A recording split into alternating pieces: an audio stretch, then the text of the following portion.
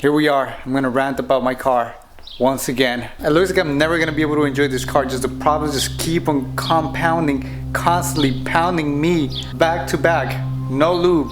This car doesn't let me catch a break. I'm just gonna say how it is. I bought the car 3 years ago, and in the time that I've owned the car, I haven't even been able to put 10,000 miles on it. I don't even think I've been able to put 5,000 consistent miles without the car breaking.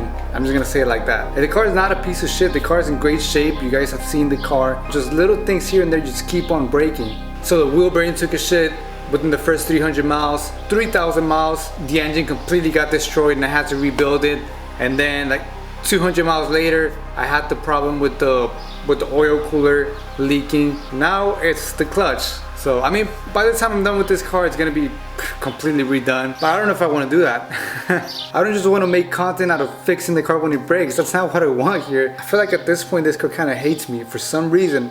I've been treating it nice. You guys have seen it. I've done everything right, and it just wants to keep on breaking on me. So I was sitting in the car. I let the car idle for like 20 to maybe 30 minutes, who knows. And you know, these cars, they get pretty hot because they don't have a lot of vents. They don't have the best cooling system. Yeah, since I also deleted the oil cooler, that kind of makes the car warm up a little bit more. Don't do it. Don't do what I did. Don't bypass the oil cooler. The temperature was so steady, it never got really hot. It was like 11 at night, so it wasn't extremely hot out there or anything like that. But when I try to take off and I try to drive away, my clutch pedal just completely sank to the floor. And I was like, oh no. If you know something about Corvettes, they have the transmission and the differential in the back of the car. To do any sort of clutch job, pressure plate, throwout bearing, it's like at least 16 hours of work. The whole rear end has to come out, the whole subframe, so many things. And that was the first thing that was in my mind. And I was like, oh shit, I'm screwed. It was weird to me because I did replace all the components when I did the engine, so I put a new clutch, new pressure plate, and I went with the Exit. It was a good brand. So right now I don't even know what's going on. I haven't had the time to look at the car, but I just know that it's broken. So either way, when I looked at my reservoir, it did look a little bit low. At this point, I don't know if I'm gonna need a new throwout bearing, which would be like a 16-hour job, which I'm not gonna do for a fact. I know I'm not gonna do that. I was able to get home, believe it or not. I was contemplating on towing the car, but I let the car sit for a little bit. I let it cool down, and the clutch pedal did get a little bit better. It got to the point where I had some pressure. It was like halfway, and I was able to force into the gears.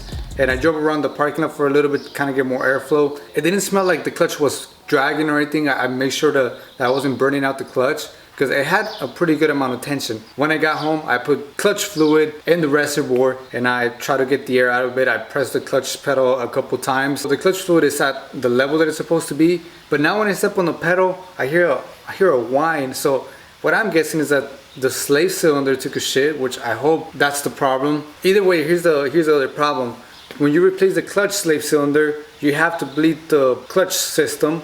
And on these cars, it's almost impossible to do that because the bleeder for the clutch fluid is right next to the tunnel. So you have no access. So you're kind of screwed. I'm gonna find a way to bleed it because I can't find absolutely no information on how to bleed the clutch system without the speed bleeder, which I didn't install, which I should have installed. But that was my rant, a quick little rant. We can try to drive it. I'm gonna try to drive it for you guys. We can probably do that, but I don't wanna fuck up the car more. I want you guys to share this pain with me. So let's go take it for a quick test drive and see. I mean, we can't mess it up any more than it already is. Or maybe we can, but screw it. It actually has better pressure than every other time that I drove it. It actually feels kind of normal, but it does have still a little bit of play on the top. So you press the clutch in the car. And you did see that the battery was a little bit low because the car has been sitting. I haven't been driving it for the same reason, but I don't want to get too excited because the car doesn't just automatically fix itself. The clutch feel is a lot better, I'm not gonna lie. It's 100 times better than the last time I parked it. I do still feel a little bit of slack, but at least now it's to the same level as the brake pedal, and it does have a good amount of pressure. It has firm pressure all the way around. Should we take it on a drive? Should we risk it? It does feel a lot better. It went into second. I mean, so far it's feeling pretty normal. I don't know what to think now. What if the brake fluid just seeped out of the clutch reservoir line because it overheated, it boiled? Maybe the more I drive it, the more the air will get out of the system and it'll feel more normal. The car doesn't feel different at all. It doesn't sound different. It doesn't smell different. It doesn't go through the gears different. It's pretty normal to me.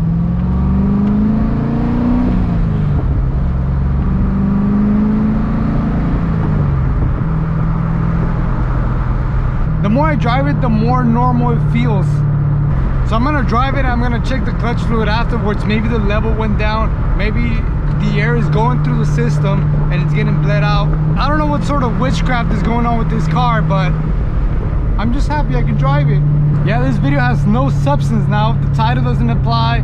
I just wanted to turn on the camera and rant, but now that's not what the video is about. Now I'm just driving the car.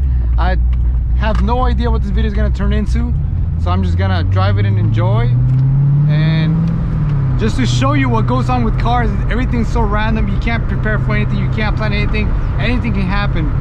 So I'm just gonna keep it like as it is, put all the footage together and show you guys everything raw, because we like to keep it raw here in Pushing Gears.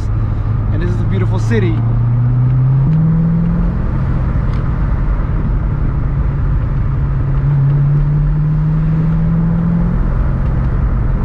I guess just enjoy. I'm not even going fast. I'm going the speed limit and it's so enjoyable to drive this car. This is after the drive. The clutch fluid looks pretty normal, maybe a little bit low. I don't know what the fuck is going on, guys. I'm so confused. I wasn't faking any of this or for clickbait. I have plenty of fucking ideas to make, and I wouldn't be faking this. This is just how it's happening. This is just how it turned out, and I don't know what's going on.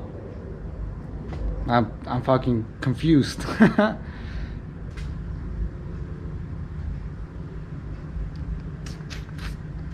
I think what happened is probably what I said initially, that maybe it got so hot in the engine bay that the car overheated.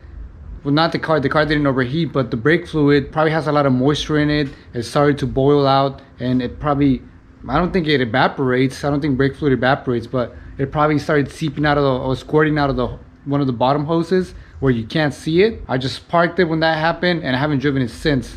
So maybe that's what happened here, and maybe when I added fluid and I started playing with the clutch pedal, maybe it bled the air out of the system that way. That's a possibility. I'm so confused. The car's driving now, and I don't know if I should keep driving it or maybe just replace the slave cylinder once and for all, if that's even the problem, and maybe put one of those little cozies that you put around the reservoir to keep it from overheating. That's probably a good idea also. I'm probably gonna try that, and before replacing the slave, and see how it does.